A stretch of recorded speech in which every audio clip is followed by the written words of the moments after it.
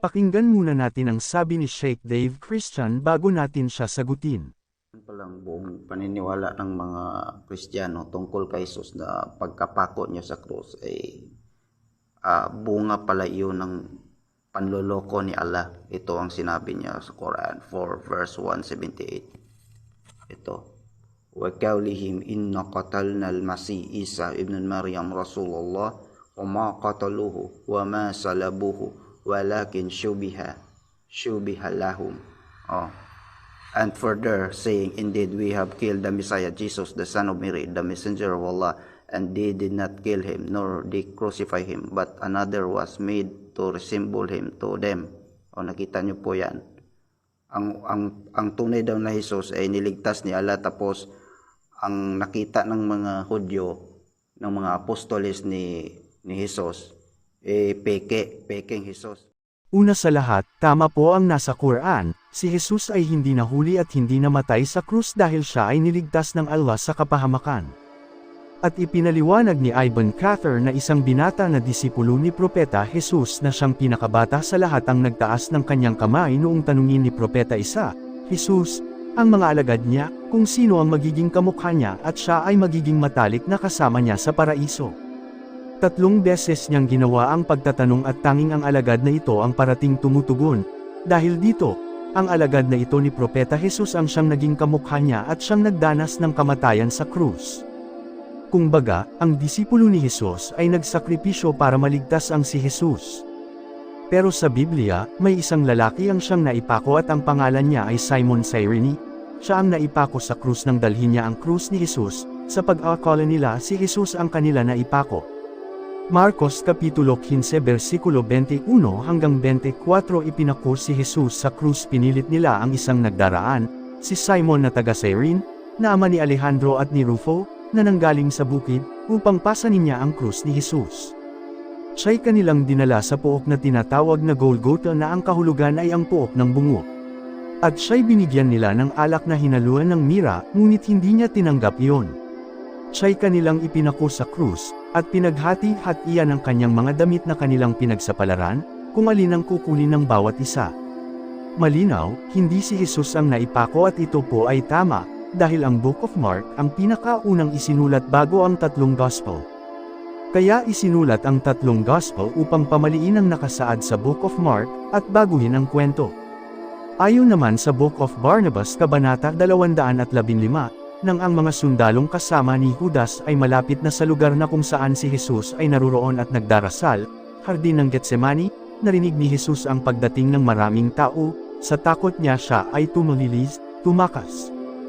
Habang ang kanyang mga alagad ay tulog na tulog, nakita ng Diyos na nasa panganib ang kanyang lingkod, Jesus, inutusan niya ang kanyang mga ministro, Anghel, Gabriel, Michael, Raphael at Uriel na kunin si Jesus dito sa lupa. Ang mga banal na anghel ay dumating at kinuha, at inilipad, si Jesus. Inilagay siya ng mga ito sa ikatlong langit kasama ng mga anghel doon na nagpupuri sa Diyos magpakailanman.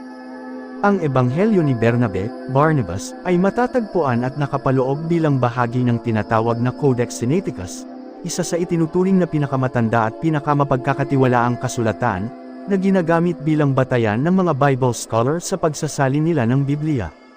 Tinanggap bilang bahagi ng unang Biblia o Original Bible, bagong tipan, ng mga unang Kristiyano at kinilala bilang isang canonical gospel ayon sa Encyclopedia Britannica. Inalis sa kasalukuyang Biblia ang Gospel of Barnabas, Ebanghelyo ni Bernabe, ganun din ang iba pang mga kasulatan ay hindi isinama gaya ng Gospel of Philip, Apocalypse of Peter, Second Treatise of the Great Seth, at iba pa. Ang dahilan, sila ay pare-parehong nagsasabing hindi namatay o hindi si Jesus ang naipako at namatay sa krus. Mas nauna po na isulat ang Book of Barnabas kisa 4 na Gospel nila Mark, Mateo, Marcos at Juan. So, gaya po ng pangako ng Diyos sa lumang tipan, huwag niyo gagalawin ang mga Masayas. Awit Kapitulo 28 versikulo 8, The Lord is their strength, and He is the saving strength of His anointed. Awit Kapitulo 20 versikulo 6, Now know I that the Lord saveth his anointed, he will hear him from his holy heaven with the saving strength of his right hand. Unang Kronika Kapitulo 16 versikulo 22. Saying, touch not mine anointed, and do my prophets no harm. So, ano po ba ibig sabihin ng anointed sa Biblia? The anointed or the anointed one may refer to the Messiah. Meaning, si Jesus ang katuparan sa binasa natin na ililigtas ng Diyos ang kanyang anointed. At ito po ay natupad noon na nalangin si Jesus at siya ay dininig ng Diyos.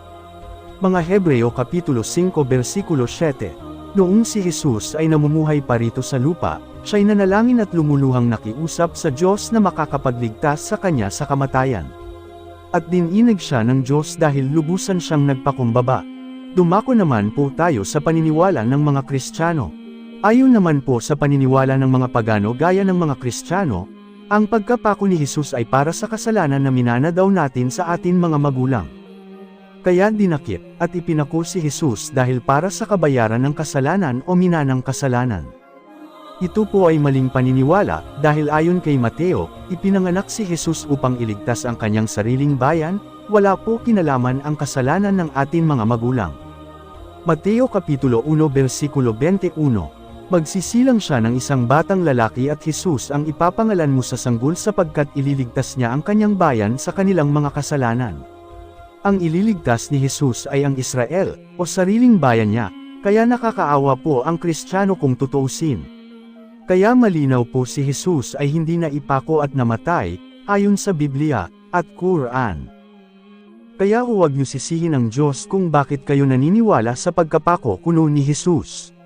Sapagkat, ang mga pagano ang siyang nag-udyok sa inyo upang paniwalaan ninyo, si Jesus ay naipako, ngunit ang katotohanan. Si Jesus ay nailigtas ng Diyos sa kapahamakan. Naway gabayan kayo ng Allah.